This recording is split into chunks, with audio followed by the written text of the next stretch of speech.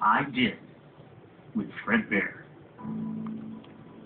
In 1985, we got invited to Grouse Haven to videotape Fred Bear as he was 83 years old at the time, about 2.5 years from when he died. He was 83 years old.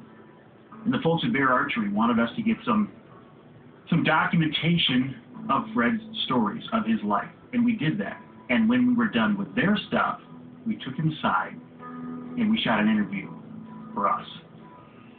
So there I am in 1985, a young, skinny, still dark-haired kid interviewing Fred Bear.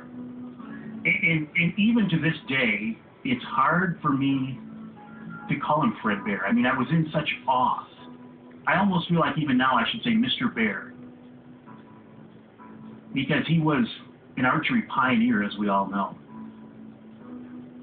But to sit down and get a chance to talk with him and get it all on videotape and to find it now, it's just absolutely phenomenal.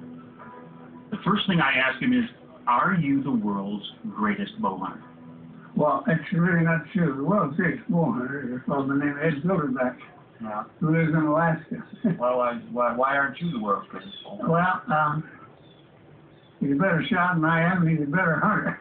He grew up in the woods.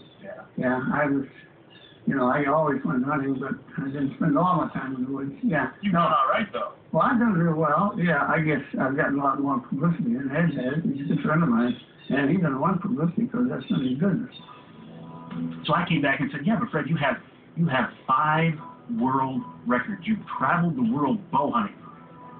You've hunted almost everything. You've got 5 world records. Oh, yeah. I had polar bear, elephant, kid, buffalo, all the big ones. Yeah. Never got a leopard. I never got a rhino. I said, Fred, you have traveled the world hunting every kind of exotic animal we can think of. What's your favorite animal? The deer is the sharpest of all animals, the smartest of all animals, to a hunter, and much more so to the bow hunter. Fred was originally a Michigan guy. We have a strong connection to him here in Michigan. And we think of him as a bow hunter, obviously. But I was interested to find out when I was talking with him that he wasn't always a bow hunter. In fact, he started out deer hunting with a gun. Well, you see, I began early in 1933. And the bow hunter standing kind of the fingers in his toe in Michigan.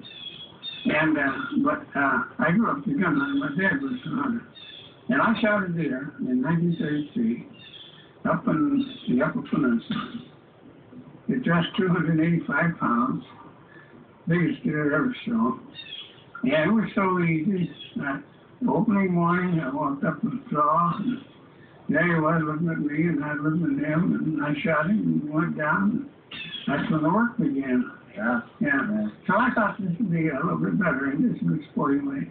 You get pretty hungry doing it sometimes, but it works out all right. Bow hunting has changed so much since we started. Yes, and you can learn more about hunting deer with a bow and arrow in a week than a gun hunter might learn all his life. Really? Well, if you see a deer, what's the name of the gun? There's nothing wrong with a gun. I don't know the gun. But it's a lot easier. When you see a deer with a gun, you can usually shoot. When you see a deer with a bow, you'll taste with the job of getting closer. You have to do a real good Indian job, and that takes a lot of doing. I had another question for him. This one about his efforts to promote archery and bow hunting. Now, he was a pioneer. He was the man who took archery from this little niche sport, bow hunting from this little niche sport, and tried to take it mainstream and did a pretty good job of it. And one of the things he did was by producing hunting films. He was one of the first guys to do this. There was no Sportsman Channel at the time. There was none of this other stuff. But Fred Bear went out and did hunts and got them on film. I said, what was that like? Yeah, I made a lot of films of shooting animals. And, well, I did one for myself before I could afford a photographer. But after I could afford a photographer, it got kind of expensive. And I got to kill something. If I go on a hunt, I have to kill something, see? And I'm so concerned about that and so worked out about the details, where the cameraman is and where he's going to get it and what the light's like and the whole darn thing. That I don't have time to get scared. Yeah, that's really the way it worked out.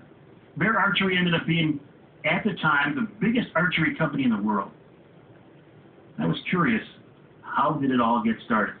I was running a plant football in Detroit during a depression, terrible depression of 29, 33. And he wasn't doing so well, and the place got fired. The insurance company owned it, and I was out of a job. So he had a nephew in there, been there about a year, fresh out of Dartmouth, who came in the selling capacity, and he made friends with the Chrysler. We were doing automobile work. In the beginning, nobody could live off the archery. We were making advertising material, the same business where I was running the plant. So I got a hold of him, and I said, Chuck, you can get the orders for this stuff, and I don't know how to make it. Why don't we form a partnership and get back to business? And that was in 33. Huh? Well, he didn't have any money, and I didn't either, really. We took inventory of my equipment. I had in my basement. It came $600, and he borrowed $600 from me. And that was the beginning of this whole thing. The funny thing is, after talking with Fred, it became clear to me that he had turned his passion into his job. I said, did you ever get sick of it? No, not when you turn your hobby into a business, it becomes a chore. We just never had. I still, I should be all in the sun, I guess, down the beach right now, but I love it, yeah. Okay. I'm still working there. My title's chairman. I never did find out what that means, but yeah.